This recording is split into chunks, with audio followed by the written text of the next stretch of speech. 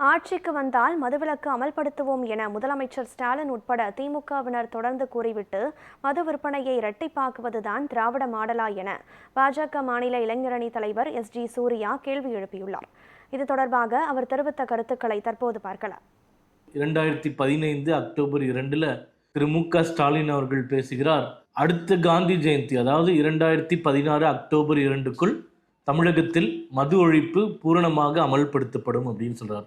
நிச்சயமா உறுதியா சொல்றேன், அடுத்த காந்தி ஜெயந்தி கொண்டாடுற போது தமிழ்நாட்டில் பூரண மதுவிலக்கு தமிழ்நாடு. அதாவது 2016 சட்டமன்ற தேர்தல் பரப்புரையில் அவர்கள் 2016 ஆட்சிக்கு வந்து விடுவோம் எனவும், ஆட்சிக்கு வந்து அடுத்த 4 மாதங்களிலே பூரண மதுவிலக்கை அமல்படுத்தி விடுவோம் அப்படின்னு சொல்றார். அதுக்கப்புறம் ஒரு 4 ஆண்டுகள் கழித்து 2019ஆம் ஆண்டு உதயநிதி ஸ்டாலின் அவர்கள் தேர்தல் பிரச்சாரத்துல பல இடங்கள்ல சொல்றார், 2021 ஆட்சியில திமுக ஆட்சிக்கு வந்த உடனே, 2021 தேர்தலில் திமுக ஆட்சிக்கு வந்த உடனே பூரண மதுவிலக்கை அமல்படுத்துவோம், மதுவில்லாத தமிழகத்தை உருவாக்குவோம் அப்படின்ற பிரச்சாரங்கள்லாம் உதயநிதி ஸ்டாலின், மு.க. ஸ்டாலின், திமுக தலைவர்கள் எல்லாருமே சொல்லிட்டு இருந்தாங்க. ஆனா என்ன ஆச்சு? 2021 ஆட்சிக்கு வந்தாங்க.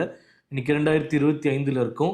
32,000 கோடி ரூபாய் வருமானமாக இருந்த டாஸ்மாக் இன்னைக்கு 54,000 கோடி ரூபாயாக உயர்ந்திருக்கின்றது. மக்களை அதிகமாக குடிக்க வைத்து அதன் மூலம் வருவாயை ஈட்டி அதன் மூலம் இலவசங்களையும் அரசாங்க திட்டத்தையும் இந்த அரசாங்கம் செயல்படுத்தி கொண்டு இருக்கின்றன. இவர்களுடைய இரட்டை வேடம். மது ஒழிப்பு அமல்படுத்தினாலும் குறைந்தபட்சம் குறைத்திருக்கவாச்சும் செய்யணும், ஆனால் அதிகப்படுத்திக்கிட்டே இருக்காங்க.